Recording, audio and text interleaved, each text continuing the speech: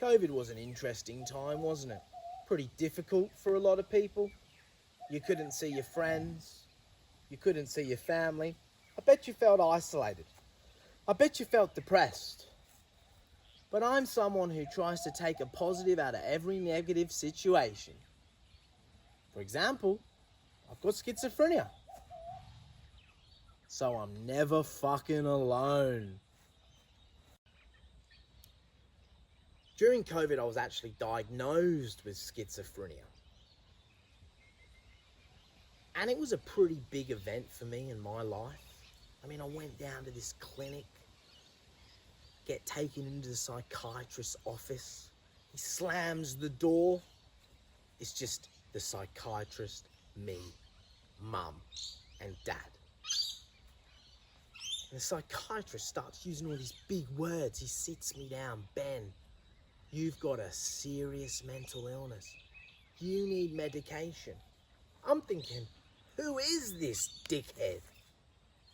Out of all the people in this room, you know, the 15 of us, he thinks I'm the one who needs medication. I'm the only one in here who isn't alone during quarantine. My psychiatrist is the one who's delusional. He's the one who's insane. He's the one who needs the meds. Not us. So how's everyone's living situation? You know, during COVID, the rental and the property market. You know? Did anybody here have to move back in with their parents? Did anyone here have to move back in with their grandparents? Anybody here got a flatmate? I'm in that boat. And my flatmate, he's a real piece of shit. He's always on my case. Ben, pick up your clothes. Ben, clean the dishes. Ben, pay your rent. It's like I'm on job seekers, okay? Ben, you're schizo. Ben, you're schizophrenic. But the joke's on him.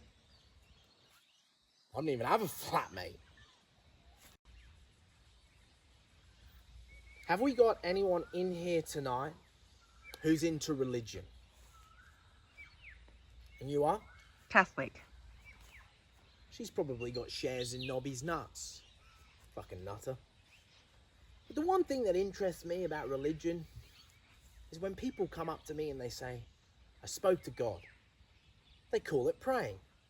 And you can pray under a tree, you can pray in a house or a chapel with your rosemary beads, your Bible and your Holy Communion. But when I say to them, God spoke to me, apparently I'm not Catholic.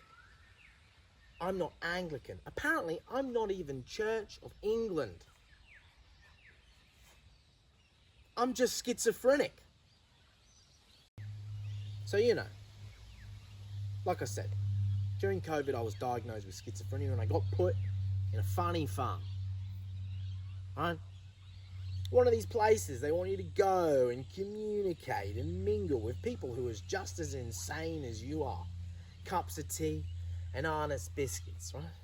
One of these places where the counsellors say to you, write your thoughts in a journal.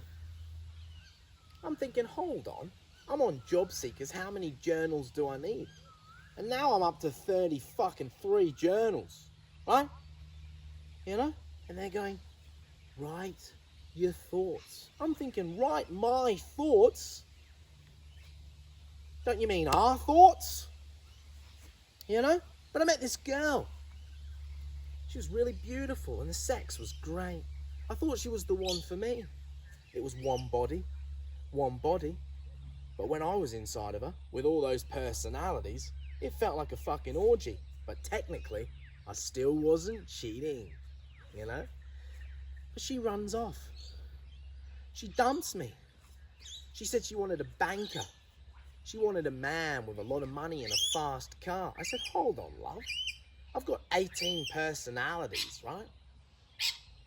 I can be whoever the fuck you want me to be. But she goes, Ben, you don't get the point. I'm schizophrenic. I'm seeing other people. Do you know one thing that I really hate about mental illness is the stigma? you know?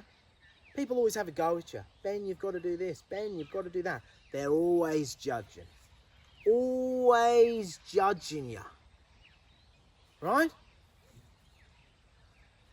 But I've been taking my medication. I've been keeping up with my diet. I've been eating meat again. I've been exercising. And do you know what? Ever since I started taking my medication daily, none of my friends want to speak to me anymore. Thank you. I've been Benny Brit.